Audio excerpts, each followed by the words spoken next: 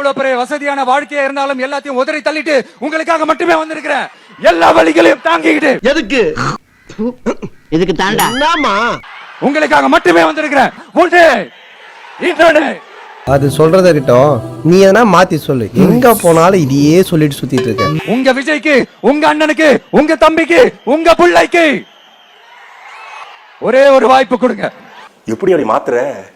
இந்த நடிப்பை நீ படத்துல கொடுத்துருந்தோம், ஏன் தேசிய விருது வீடு தேடி வந்திருக்கும். படா விஜய். எத்தனை ஒரு பஞ்சாயத்தடா முடிச்சு வச்சு பாரு, நமக்காக அம்மட்டு போலும் பிள்ளை குட்டியோட வெயில்ல காத்து கிடக்குறாங்களே. இதுல முதல் கட்டமா நான் உங்கள்கிட்ட கேட்க விரும்புற விஷயம் என்னன்னா, விஜயனுடைய சொத்து மதிப்பு எவ்வளவு, அதுல உள்ள பிரச்சனைகள் என்ன?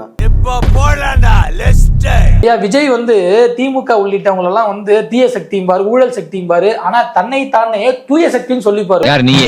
என்ன சாதாரணா? தூய சக்திக்கும் தீய சக்திக்கும் தான் இங்க போட்டி அப்படிலாம் வந்து இங்க டயலாக் அடிப்பாரு. ஊழல் செய்யவே மாட்டான். மக்கள் உண்மையை தெரிஞ்சுக்கணும், கொஞ்சம் பாருங்க.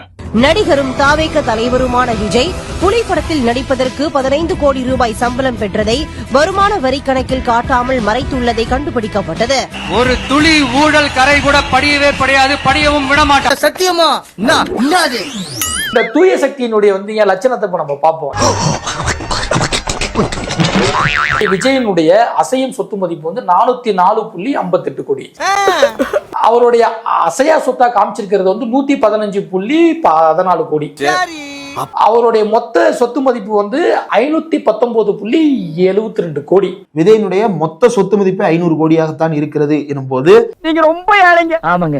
இத வச்சிட்டு இந்த ஊர்ல எப்படித்தான் வாழ போறீங்க? அவருடைய அந்த 200 கோடி ரூபாய் வருமானம், 500 கோடி ரூபாய் வருமானம், வருஷத்துக்கு 500 கோடி ரூபாய் வருமானம்ன்றதெல்லாம் யார் காதில் பூ சுத்துவதற்காக விடப்பட்டது அப்படின்றது தெரியல. விஜயோடைய கட்சியில இருக்காரு செங்கோட்டையன், அவர் தான் சொன்னாரு, எங்க கட்சி தலைவர் வருஷத்துக்கு 1000 கோடி ரூபாய் வந்து இங்க சம்பாதித்தை விட்டுட்டு வந்திருக்காரு அப்படின்னாரு. ஆண்டுக்கு 500 கோடி ரூபாய், ஒரு படத்திற்கு 250 கோடி ரூபாய். ஒரு ஆண்டுக்கு 500 கோடி ரூபாய் வருவாய், அது தேவையில்லை என்று விட்டு ஒரு 1000 கோடி ரூபாய் சம்பாதிக்கக்கூடிய ஒரு பொசிஷன்ல ஏன் தலைவர் வருஷத்துக்கு 1000 கோடி ரூபாய் சம்பாதிக்கிறத விட்டுட்டு வராரு. 300 கோடி ரூபாய், 500 கோடி ரூபாய், ஒரு 1000 கோடி ரூபாய் சம்பாதிக்கக்கூடிய. நீங்க எவ்வளவு சம்பாதிக்கிறீங்க அப்படின்றத பத்தி யாராவது நீங்க அரசியலுக்கு வரும்போது கேட்டாங்களா? ஆனா நீங்களா வாண்டடா வந்துதான் 200 கோடி ரூபாயை விட்டுட்டு வந்தேன் அப்படின்னு சொல்றீங்க. இதுக்கு பேர் தான் போட்டு வாங்குறது. அதாவது வெறும் 519 கோடி ரூபாய் தான் வந்து எனக்கு வந்து மொத்த சொத்து மதிப்பே இருக்கு அப்படின்னு விஜய் காட்டுறது. இது தூய சக்தி பண்ற வேலையா நான் கேட்கிறேன். இது பெரிய பிராடுத்தனமான வேலை. அது நீ சரியான 1 நம்பர் பிராடா இருக்கையா? இது மட்டும் தான் இவருக்கு வந்து இன்கமா அப்படின்னு பார்த்தா அதுவும் இல்லைங்கிறத அவரே சொல்றாரு. Very good, very good. ஒரு வந்து 370 கோடி ரூபாய் பக்கம் பேங்க்ல வந்து டெபாசிட், அதாவது சேவிங்ஸ் டெபாசிட்டா வைப்பு தொகையா வச்சு மாசம் 2 கோடி ரூபாய்க்கு மேல வட்டி வருதாம் அப்படிங்கிறது அவரே சொல்றாரு. நாய் காட்டி கொடுக்காட்டாலும் வாய் காட்டி கொடுத்துட்டு. அடுத்தது பாத்தீங்கன்னா விஜய் வித்யாசிரம் சொல்லிட்டு ஒரு வந்து இங்க ஸ்கூல் வச்சிருக்காரு. ஆக்சுவலா வந்து கல்வியை வந்து இலவசமா கொடுக்கணும்னு சொல்லுவாரு. ஆனா இவர் பேர்ல இவரே வந்து சிபிஎஸ்சில வந்து பிரைவேட்டா ஸ்கூல் நடத்துவாரு. என்னடா புத்தகத்தால விஜய் வந்து விவசாயத்தை காப்பாத்தணும், விவசாயிகளை காப்பாத்தணும்லாம் வந்து இங்க டயலாக் அடிச்சுட்டு, ஆனா பெரிய அளவுல ரியல் எஸ்டேட் பிசினஸ் பண்ணிக்கிட்டு இருக்காரு. இவனாதான் இவர்தாயா?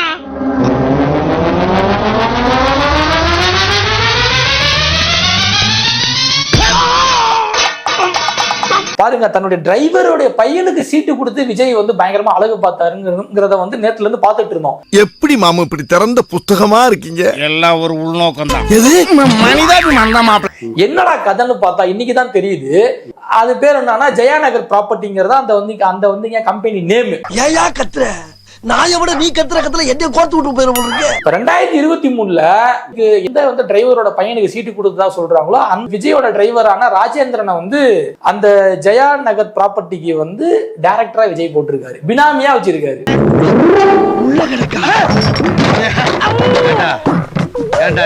சொத்தை காப்பாத்திக்கிறதுக்காக சீட்டு கொடுத்துருக்காங்க, கையிலே வச்சுக்கிறதா கொடுத்துருக்காரு. அதேதான். இப்படியே உங்களுக்கு வந்து ஸ்கூல்ல வருமானம், லேண்ட்ல வருமானம், அது இல்லாத வந்து இங்க சினிமா துறையில வருமானம். ஆளை பார்த்தா டம்மி பீஸா இருக்க, பயங்கரமான ஆளா இருக்கேடா. இது மட்டும் தான் பார்த்தாக்க, அதாவது வட்டிக்கு விடுற வேலையும் பார்த்திருக்காரு. சரி, உங்க பேங்க்ல என்ன இன்ட்ரெஸ்ட்? Fire interest. அப்படின்னா துட்ட வாங்கணும்னு தீ மாதிரி பத்திக்கிறது, சூடு தாங்க முடியாது. சுடுகாட்டுல போய் கட்ட வேகிற வரைக்கும் வட்டியே தான் கட்ட முடியும். வட்டினா இப்ப நம்ம நல்லா வந்து இங்க ரொம்ப தெளிவா பார்க்கணும். நீட் எக்ஸாம்னால பாதிக்கப்பட்டு சகோதரி அனிதா வந்து இறந்து போனது நம்ம எல்லாருக்குமே தெரியும். அன்னைக்கு தமிழ்நாடே கொந்தளிச்சிச்சு, தமிழ்நாடே வந்து வீதிக்கு வந்தாங்க. அன்னைக்கு இந்த விஜயும் சகோதரி அனிதா வீட்டுக்கு போய் துக்கம் விசாரிச்சாரு. ஒரு நீட் எதிர்ப்பு போராளியா காட்டிக்கிட்டாரு. செய்யறதெல்லாம் ஃப்ராட் தானா, சாமிக்கு லஞ்சமா? எப்படி நீட் எதிர்ப்பு போராளியா காமிச்சுக்கிட்ட விஜய் இப்ப இந்த கோகிலாம்பாள் ட்ரஸ்ட் சொன்னல, இவனுங்க வேலை என்ன அப்படின்னா நீட்டுக்கும் ஐஐடிக்கும் பெரிய பணக்கார வீட்டு பசங்களை படிக்க வச்சு நீட் எக்ஸாம்ல உருவாக்குறதா இவனுங்க வேலை. பாவிங்களா, உன்னை யோசிச்சே நினைச்சேன். தன்னைய ஒரு நீட்டுக்கு எதிரானவராக காமிச்சுக்கிட்ட விஜய் எந்த நீட்டுக்கு கோச்சிங் சென்டர் வச்சு நடத்ததோ அந்த இன்ஸ்டிடியூஷனுக்கே அவங்களோட பிசினஸ் வந்து வளர்க்கறதுக்காக 20 கோடி ரூபாய் கொடுத்திருக்காரு. மாட்டிக்கிட்ட பங்கு. அந்த பொண்ணு அனிதா இறந்த வருஷம் தான், அதே வருஷத்துலதான் இந்த கோகிலாம்பாள் ட்ரஸ்டும் ஸ்டார்ட் பண்ணிருக்கானுங்க. இந்த வந்து இன்ஸ்டிடியூஷன் ஸ்டார்ட் பண்ணிருக்கானுங்க. நான் ஏன் சொல்றேன்னா நீட்டு மட்டும் தான் உலகமா? இப்ப புரியுது. நீட்டை தாண்டி இந்த உலகம் ரொம்ப ரொம்ப பெருசு. அதுல நீங்க சாதிக்க வேண்டியது பல விஷயங்கள். என்ன உலகத்துல எவன வேணாலும் மன்னிக்கலாம், ஆனா இந்த Dress போட்டுக்கிட்டு ஏமாத்துறவன மன்னிக்கவே கூடாது. அப்படின்னா எப்பயும் ஒரு முடிவெடுங்க. அதாவது 3.44 கோடி ரூபாய் வருவாய் சம்பந்தமான வருமான வரித்துறை வழக்கு 4 இருக்கு ஒரு பேர்ல. காசை வாங்கிட்டு உள்ள புடிச்சு போடாம வெளியில விட்டுருக்கிய, இன்னும் எத்தனை பேர் குடிய கெடுக்க போறாங்களோ. வருமான வரி நிலுவைகள், நீங்க தமிழ்நாட்டில் இருக்கக்கூடிய முக்கியமான அரசியல் கட்சி தலைவர்கள் யாருமே இந்த வருமான வரி நிலுவையில் வைத்திருக்க மாட்டார்கள். குறுக்கு இந்த கௌசிக் வந்தா மக்களுக்கு எவ்வளவு டிரான்ஸ்பரண்டா இருக்கே அப்படின்றத நிரூபிக்கிறதுக்கான ஒரு வாய்ப்பாக பயன்படுத்திக் கொள்வார்கள். அந்த மாதிரியான வாய்ப்பு எனக்கு தேவையில்லை. நான் வந்து ஒரு 1ஆம் நம்பர் ஏமாற்று பேர்வழி அப்படின்னு அவரே சொல்ல விரும்புறாரான்னு தெரியல. உனக்கு வெக்கமான சூடு சொன்ன எதுவுமே இல்லையா? கன்னிகா ஸ்டோர்ல கிடைக்கும், காக்குல வாங்கிக்க. நல்லா கேட்டுக்கோங்க, விஜயோடைய மனைவி எனக்கு வந்து விஜயோட வீட்டுல தங்குறதுக்கு எனக்கு வந்து அனுமதி வேணும்னு கோர்ட் வாசல்ல நின்னு கெஞ்சுறாங்க. ஆமா, ஆனா கோர்ட் கேஸ் போயிட்டா அதனால வீட்டுல தங்க கூடாதுன்னு வக்கீல விட்டு சொல்றாரு விஜய். டேய் ஈனங்க பயல சத்தியம் பண்றா, நீ எல்லாம் பெரிய மனுஷனே. விஜய்க்கு 10 வீடு இருக்கு, அதுல 2 வீடு வந்து பாத்தீங்கன்னா கொடைக்கானல்ல இருக்கு, 2 பங்களா. ஐயோ எனக்கு தலை சுத்தி வருது. இதுல மனைவியை மட்டும் தான் ரோட்ல விட்டாரு. ஆனா பையன் வந்துங்க விருகம்பாக்கத்துல வந்து ஒரு தனியா வீடு எடுத்து தங்கி இருக்காரு. விஜயோட பையன் ஜேசன் சஞ்சய். பொண்ணு வந்து ஒரு பிஜி ஹாஸ்டல்ல தங்கி படிச்சுக்கிட்டு. வேண்டாம், அகம்பாவத்துல ஆணவத்துல தலகால் தெரியாம ஆடாத. 10 வீடு இருக்கு, ஆனா பொண்டாட்டி பிள்ளைகளுக்கும் அதுல இடம் இல்ல, தன்னை பெற்ற தாய் தகப்பனுக்கும் அதுல இடம் இல்ல. பெரிய மனுஷனையா நீ? புழு பூச்சியோட கேவலமானவன், உனக்கெல்லாம் நல்லா சாவே வராது. இப்படி ஒரு கேவலமான நிலைமையில தான் விஜய் வாழ்ந்துட்டு இருக்காரு. உனக்குலாம் எதுக்கு இந்த மானங்கட்ட பொழப்பு? நீ எல்லாம் சாக ஒரு மானம் தூக்கம் இருக்கலாம். ஓகே, அவங்களுக்கும் வந்து கடன் கொடுத்திருக்காரு விஜய். விஜய் தன்னுடைய பையன் ஜேசன் சஞ்சய்க்கு 8,78,000 ரூபாய் பணம் வந்து கடனா கொடுத்ததா பிரமாண பத்திரத்துல தாக்கல் பண்ணியிருக்காரு. நீ மனுஷனே இல்ல தெரியுமா? பொண்ணு திவ்யா சாஷாக்கு வந்து 4.6 லட்சம் ரூபாய் வந்து கடனா கொடுத்ததா வந்து பிரமாண பத்திரத்துல தாக்கல் பண்ணியிருக்காரு. நீ எல்லாம் பெரிய மனுஷனாடா. இதெல்லாம் தாண்டி தன்னுடைய அப்பா சந்திரசேகருக்கு வந்து 3,02 லட்சமும், தன்னுடைய தாய் இருக்காங்களா சோபா சந்திரசேகர், அவங்களுக்கு வந்து 87,12,000 ரூபாயும், தன்னுடைய மனைவி சங்கீதாவுக்கு வந்து 12,60 லட்சம் ரூபாயும் கடனாக கொடுத்திருக்கிறதா பிரமாண பத்திரத்துல தாக்கல் பண்ணிருக்கு. என்னமாச்சு? எனக்கு நோட்டு போட்டு எழுதி வச்சிருக்காடா கணக்கெல்லாம். இது வரைக்கும் உனக்கா 9,65,675 ரூபாய் செலவு பண்ணிருக்கேன். அதுல நீ சமையல் பண்ணி போட்டதுக்கு 2 lakhs டிஸ்கவுண்ட். மீதி பணத்தெல்லாம் கொடுத்துட்டு உங்க அப்பா வீட்டுக்கு போ. ஓகே, மகனுக்கு கொடுக்கறது கூட கடனா? அதான் எனக்கும் தெரியல, எந்த தாய் தகப்பனும் இப்படி எல்லாம் இருக்க மாட்டாங்க. என்னன்னாலும் நான் பெரிய மனுஷன்ல. பெரிய மனுஷன் மாதிரி நீ நடக்கலையேடா. நம்ம எல்லாருக்கும் நம்ம அப்பா அம்மா செஞ்சிருப்பாங்க. அவங்க எல்லாம் வந்து கணக்கு பார்த்தா எங்க இது வந்து எப்படிப்பட்ட மனநிலைன்னு எனக்கு தெரியல. நல்ல சாவு வருமா? செத்தா குளிப்பாட்ட தண்ணி கிடைக்குமாடா? பொணந்துக்கு வண்டி கிடைக்குமாடா? அடுத்து வேற யாருக்கு விஜய் வந்து கடன் கொடுத்திருக்காரு? புஷி ஆனந்துக்கு 3 கோடி ரூபாய் வந்து கடன் கொடுத்திருக்காரு விஜய். டேய், பிச்சைக்காரன் வீட்லயே பிச்சை வாங்கி தின்ன முதல் ஆளு நீ தாண்டா. இது போக வித்யா சேரிட்டபிள் ட்ரஸ்ட்னு ஒண்ணு வச்சிருக்காரு, அதுல வந்து ட்ரஸ்டியா இருக்காரு.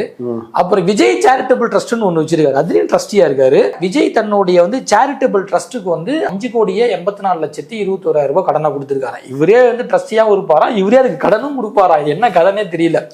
அவரே கொண்டு வைப்பாராம், அவரே எடுப்பாராம், பழி எங்க மேல போடுவார். ஓகே, அது மேல ஆதவ அர்ஜுனா தன் மீது குற்ற வழக்கு என்ன சொல்றாரு? ஒரு பேர் இறந்து போனதுல ஆதவ அர்ஜுனா மேல BNS 105, 110, 125 எதுங்க கிளாஸ் B 223. டீலக்ஸ் எல்லா கேஸும் என் பேர்ல எழுதுறீங்களா? பார்ட்னர் பேர்ல பாதி எழுதுங்க சார். ஆஹா, என்ன ஒரு உயர்ந்த உள்ளம். இந்த செக்ஷன்ல எல்லாம் ஆதவ அர்ஜுனா பேர்ல வழக்கு இருக்கு, FIR போடப்பட்டிருக்கு. எங்க கரூர் சம்பவத்துக்கு இதை வந்து திட்டமிட்டு மறைச்சிருக்கானுங்க. உன்னை ஸ்டேஷனுக்கு கூட்டு போய் தட்ட வேண்டிய இடத்துல தட்டு தட்டு தட்டவனா எல்லா உண்மைகளும் ஆட்டோமேட்டிக்கா வெளில வரும். இதுல என்னன்னா, இவர் பிரச்சாரத்தின் பொழுது தமிழ்நாட்டில் பெண்களுக்கு பாதுகாப்பு இல்லை. டேய் சொம்பு திருடி திருட்டு நாயே, நீ பேசக்கூடாதா பஞ்சாயத்துல? எப்பா விஜய், ஒன்னால உன் மனைவிக்கு பாதுகாப்பு இல்ல, அவங்க கோர்ட்ல கதறாங்க. நீ நல்லா இருக்க மாட்டடா, நல்லாவே இருக்க மாட்டடா. உன்னுடைய பொண்டாட்டி பிள்ளைய காப்பாத்த துப்பு இல்ல, அவங்கள ரோட்ல விட்டுட்டு இன்னொரு நடிகையான த்ரிஷா கூட வந்து கல்யாணத்துக்கு வந்து ஜோடி போட்டுக்கிட்டு போற நீ எல்லாம் பெண்கள் பாதுகாப்பை பத்தி பேசுறதுக்கு தகுதி இல்லைன்னு சொல்ல வர. பொண்டாட்டிய வச்சு ஒழுங்கா குடும்பம் பண்றதுக்கு யோகிதை இல்லாத அந்த விஜய்க்கு வந்து ஒரு ஆட்சியா? அடுத்தது வந்து ஊழல் ஆட்சி. கூட யார் இருக்கா? செங்கோட்டையனும் நம்ம லாட்ரி ஆதவர்ஜுனாவும். அது என்ன மாயமோ மந்திரமோ தெரியல, சின்ன வயசுல இருந்தே நாங்க 2 பேரும் நல்லவங்களாவே வளர்ந்துட்டோம் இல்லடா. எங்க போனாலும் விஜய் எங்க போனாலும் அங்க வந்தீங்க உயிர் காவு வாங்கப்படுது. சர்வநாசம் சர்வநாசம் சர்வநாசம். இப்ப கூட ரீசெண்டா பாத்திருப்பீங்க, 19 நாள் ஒரு பையன் துடிச்சு போராடி ஒரு பையன் வந்து விக்னேஷ்ங்கிற தம்பி வந்து இறந்து போனதை நம்ம எல்லாமே பார்த்தோம். விஜய்க்கு எல்லாம் பாதுகாப்பு இல்லாம இல்ல, விஜய்னாலதான் மக்களுக்கு பாதுகாப்பு இல்ல.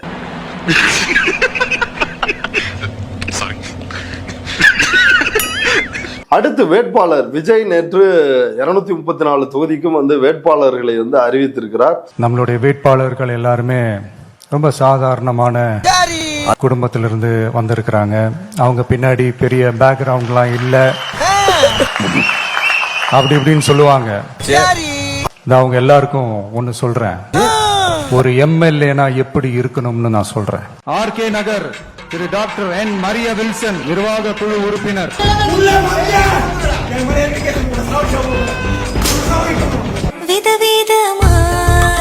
கம்பம் திரு PLA ஜெகநாத் மிஸ்ரா கழக நிர்வாகி.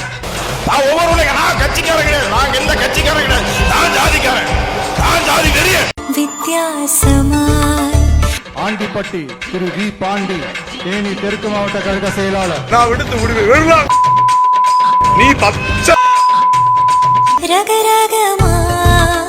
கவுண்டம்பாளையம் திருமதி RD கனிமொழி கழக நிர்வாகி. இந்த கேன்சர் அப்படிங்கிற பெரிய நோயில இருந்து நம்ம தப்பிக்கலாம் அப்படிங்கிறது வந்து ஜோதிடம் சொல்லக்கூடிய முழுக்க 100% உண்மைங்க. நிஜ நிஜமாய் நிச்சயமாய்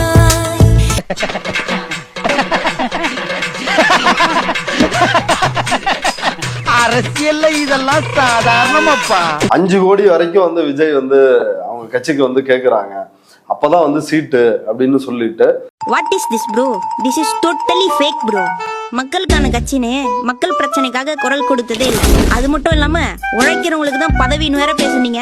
அதே உங்க கட்சிக்காக உழைச்ச அஜிதா 12 வருஷத்துல தர்ணா பண்ணதை உருட்படுத்தவே இல்லை.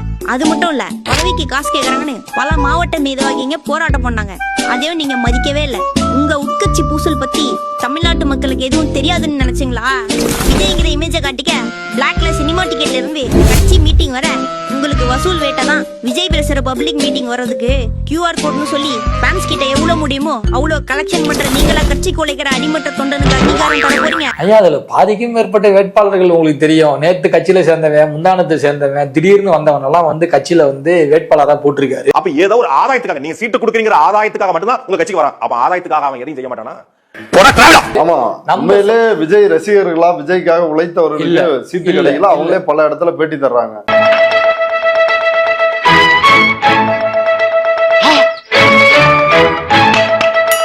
நம்ம சொன்ன மாதிரி விஜயோட ரசிகர் மன்றத்துல இருந்து மக்கள் இயக்கம் வரைக்கும் வேலை செஞ்சவங்களுக்கு எல்லாம் சீட்டு கிடையாது.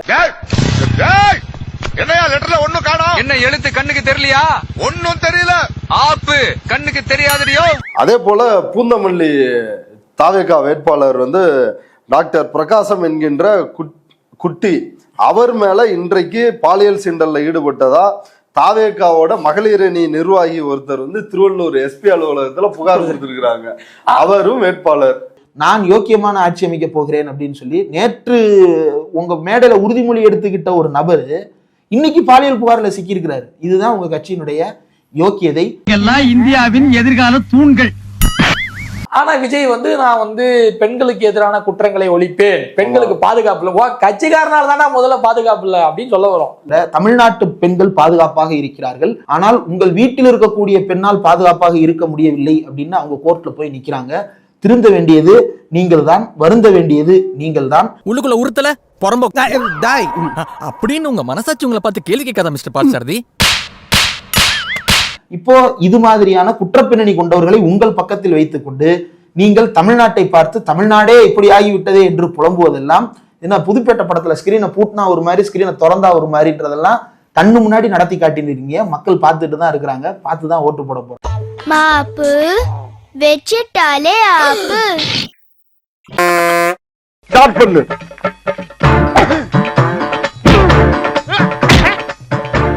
இங்கிட்டு வா. அப்படியா அப்படியா.